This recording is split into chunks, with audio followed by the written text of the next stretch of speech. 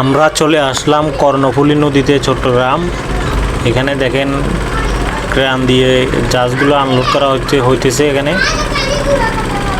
তো সাথে থাকেন, ভিডিও শেষ পর্যন্ত দেখবেন অবশ্যই।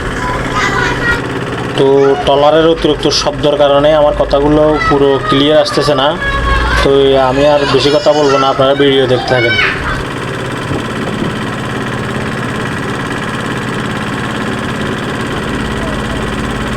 দেখেন এখানে অনেক বড় বড় জাহাজগুলো সাইড করা আছে, যে বাইরের রাষ্ট্রের থেকে মালামাল আসে, এগুলো এখান দিয়ে ইয়া করা হয়।